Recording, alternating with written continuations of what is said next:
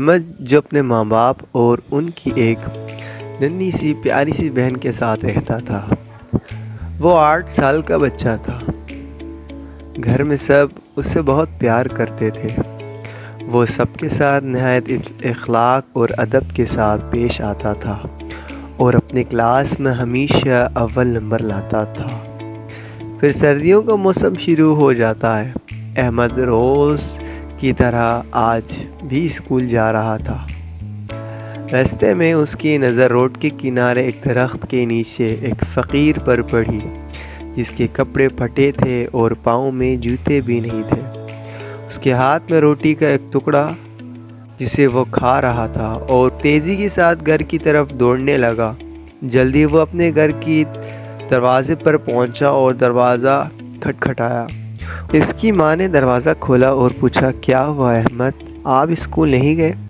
احمد نے ماں کو کس کے گلے سے لگایا اور اس فقیر کا ذکر اپنی ماں سے کیا۔ اس کی ماں یہ سن کر جلد سے اپنے کمرے میں گئی اور ایک گرم شال اور اس کے شوہر کے سویٹر اور جوتے احمد کو دی اور کہا، جاؤ بیٹا اس کی مدد کرو۔ احمد دوڑتا ہوا اس فقیر کے پاس پہنچا اور کہا، بابا یہ میری طرف سے آپ کے لیے ایک تحفہ ہے، آپ اسے قبول فرمائیں۔ احمد نے جلد ہی فقیر کو پہنا دیا۔ فقیر نے احمد سے اس کا نام پوچھا، آپ کا نام کیا ہے بیٹا؟ بابا میرا نام احمد ہے۔ تو بابا نے احمد سے شکریہ ادا کیا اور احمد اپنے اسکول کے لیے روانہ ہوا اور وہ بہت خوش تھا کیونکہ آج اس نے پہلی مرتبہ کسی کی مدد کی تھی۔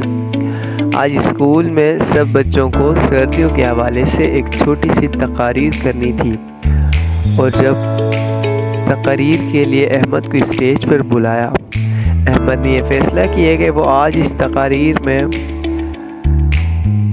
اس فقیر کے بارے میں سب کو بتائے گا اور اس کی تقریر سن کر سب نے زوردار تالیاں بجائی اور احمد کو انعام دیے اور آج پھر اس نے تقریر میں اول نمبر لایا۔ اس کہانی سے ہمیں سبق ملتا ہے کہ آپ اپنا اور اپنے آس پاس کے لوگوں کا خیال رکھیں۔ آپ کے کپڑے، جوتے یا کوئی بھی چیز جسے آپ استعمال نہیں کرتے ہیں، ان چیزوں سے دوسروں کی مدد کر سکتے ہیں۔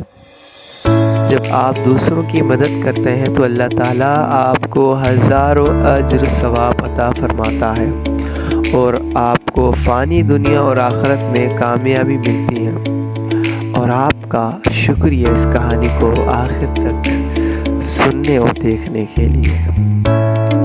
میں ہوں آپ کا میزبان محمد زمان رحمانی۔